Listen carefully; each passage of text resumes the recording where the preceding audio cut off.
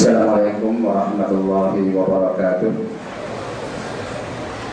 Alhamdulillah nahmaduhu wa nasta'inuhu wa nastahdihi wa nastaghfiruh wa na'udzu billahi min shururi anfusina wa min sayyiati a'malina.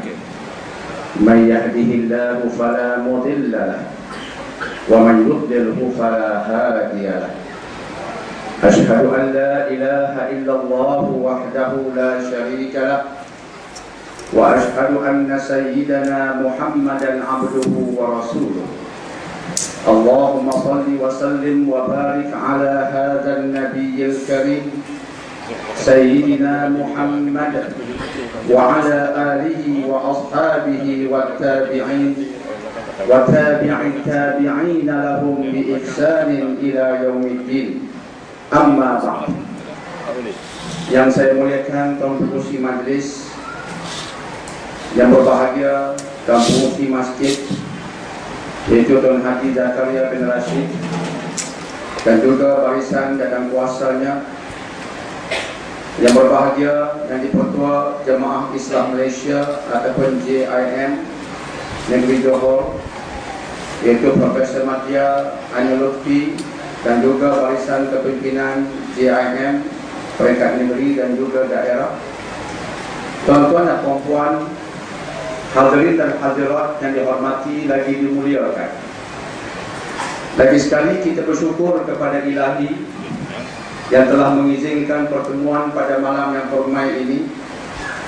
Izinkan saya merakamkan jutaan terima kasih kepada pihak penganjur yang telah mengundang Dr. Daniel yang kerdil ini daripada Pulau Pinang untuk bersama-sama dengan anda di masjid yang permai ini, dan sama-sama kita doakan agar Allah Subhanahu wa Ta'ala mencurahkan keberkatan dari sisinya kepada kita bersama, dan semoga Allah mempertingkatkan ilmu kita bersama dalam usaha kita untuk lebih mendekatkan diri kepada Allah dan untuk mempertingkatkan lagi kualiti ibadah kita kepadanya Azza wa Jalla. Tuan-tuan dan puan-puan yang dimuliakan, kita bersyukur kepada Allah sebab Allah telah menjadikan kita golongan yang amat istimewa di sisinya. Hal ini adalah berdasarkan firman Allah dalam surah Ali Imran ayat 110.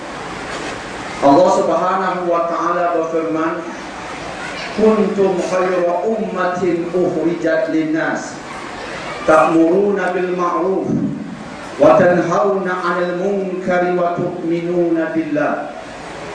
Kamu merupakan sebaik-baik umat yang Allah keluarkan bagi manusia dengan syarat kamu mengajak kepada ma'ruf, kamu mencegah kemungkaran, dan kamu beriman kepada Allah. Sekaligus dengan kehadiran umat Nabi Muhammad sallallahu alaihi wasallam ini, umat ini menjadi umat yang terbaik yang tidak ada tolak bandingannya. Harus sama-sama disebutkan bahawa sebelum kita, umat yang terbaik ialah Bani Israel, dan pada hari ini antara contoh golongan Bani Israel ialah satu kelompok yang kita kenali sebagai puak Yahudi, yang pada hari ini sebahagian besarnya sedang mencengkam bumi Palestin. Inilah golongan yang terbaik sebelum kita berdasarkan kenyataan Allah. Contohnya firman Allah dalam surah Al-Baqarah. Allah berfirman, ya Bani Israel, uzkuru ni'mati allati an'amtu alaikum wa anni faddaltukum 'alal 'alamin. Wahai golongan Bani Israel, ingatlah tentang nikmat yang aku telah kurniakan kepadamu, dan sesungguhnya aku melebihkan kamu daripada orang lain di alam maya pada ini. Ini penegasan daripada Allah terhadap Bani Israel, termasuk puak Yahudi yang kita sebutkan tadi. Mereka merupakan umat pilihan sebelum kita. Mereka merupakan golongan pilihan sebelum umat Nabi Muhammad. Sehingga kan sebelum ini Allah telah menganugerahkan kepada mereka satu bumi khas yang digelarkan Allah sebagai Al-Ardul Muqaddasah, yaitu bumi yang suci bagi mereka. Dan mereka mahu bumi yang suci itu sampai ke hari ini. Maka mereka masih mengatakan mereka umat terbaik, mereka golongan terbilang di sisi Allah. Sedangkan mereka lupa selepas Nabi Muhammad SAW diutus, maka umat Nabi Muhammad mengganti mereka sebagai umat yang terbaik. Maka Allah mengatakan tentang kita bahawa kita ini khairu ummatin ukhrijat linnas, sebaik-baik umat yang Allah keluarkan bagi manusia. Tetapi untuk menjadi sebaik-baik umat ini, kita perlu melaksanakan 3 agenda besar. Jika tiga agenda besar ini tidak kita lakukan, kita terkeluar dari golongan yang Allah gelar sebagai khairu ummatin. Kita terkeluar daripada golongan yang terbaik di sisinya Azza wa Jalla. Maka apakah tiga agenda besar itu yang wajib kita lakukan sebagai umat Nabi Muhammad? Maka Allah sebutkan pertamanya, kamu kena mengajak kepada ma'ruf. Ini kalimat aktif, bukan kalimat pasif. Maksudnya bila Allah mengatakan kamu kena mengajak kepada ma'ruf, ia menuntut umat Nabi Muhammad menjadi umat yang aktif. Umat yang aktif yang bangun mengajak orang kepada kebenaran.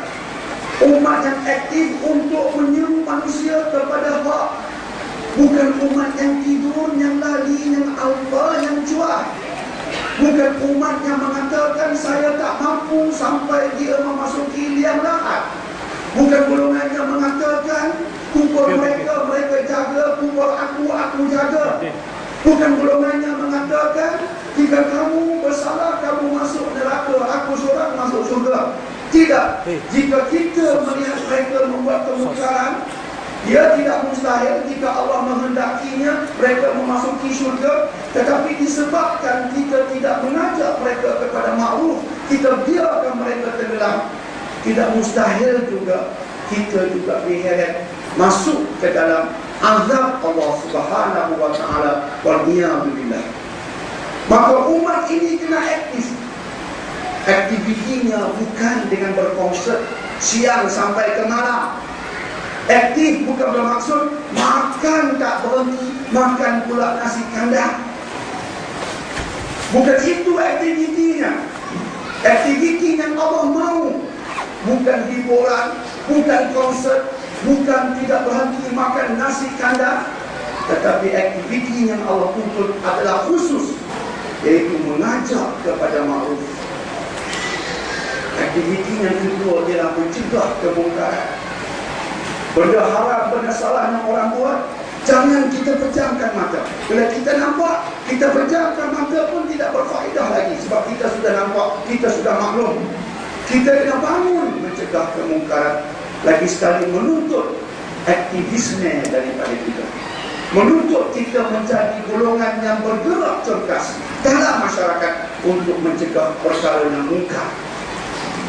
Dan kemuncaknya ialah kamu beriman kepada Allah.